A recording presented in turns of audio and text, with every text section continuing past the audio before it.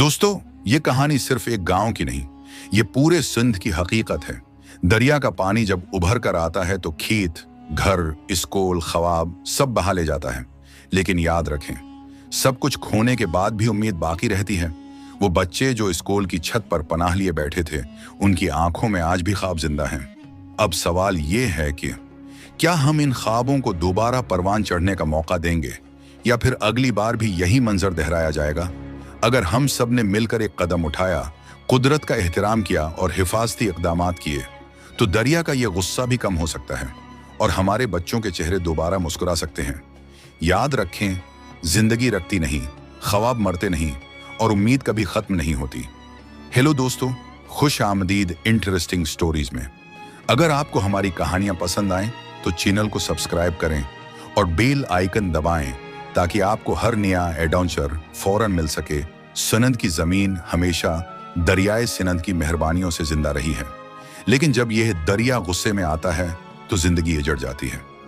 आने वाले दिनों में महकमा मौसमियात ने खबरदार किया है कि शमाली इलाकों में मुसलसल बारिशों की वजह से दरियाए सिंध में पानी की सतह खतरनाक हद तक बढ़ सकती है।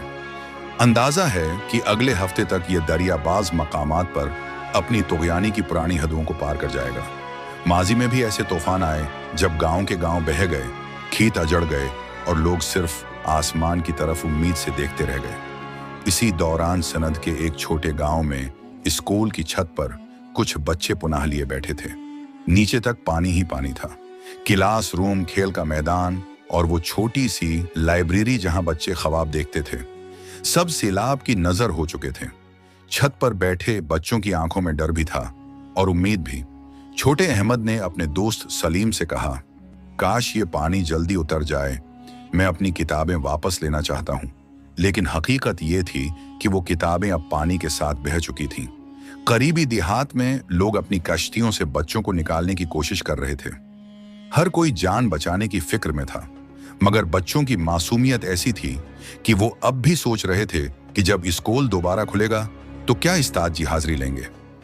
ये मनाजिर हमें याद दिलाते हैं कि दरियाए सिंध सिर्फ एक दरिया नहीं, ये जिंदगी का सहारा भी है और मौत का पैगाम भी। माहिरीन का कहना है कि अगर हुकूमत और अवाम ने मिलकर बंद मजबूत न किए, बरोक्त हिफाजती इक़दामात न किए, तो आने वाले दिनों में ये तबाही और भी बढ़ सकती है।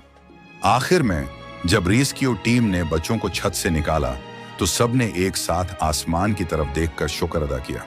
लेकिन उनकी आंखों में वो सवाल अब भी मौजूद था, क्या हमारा स्कूल दोबारा पहले जैसा होगा? जब रेस्क्यू टीम ने बच्चों को कश्ती में बैठाया तो चारों तरफ पानी ही पानी था। घरों की छतें डूब चुकी थीं, खेत फसलों समेत बह गए थे और मवेशी कहीं दौर लहरों के साथ जदोजहद कर रहे थे। छोटी अहमद खामोश बैठा था, लेकिन उसकी आंखों में आंसू तैर रहे थे। रेस्क्यू एहलकार ने पूछा, बेटा क्यों रोते हो? अब तो तुम महफूज हो। अहमद ने धीमी आवाज में जवाब दिया, मैं अपनी किताबें खो बैठा हूं। वो सब कहानियां, वो सब ख्वाब जो मैंने पढ़ने थे, सब पानी में बह गए।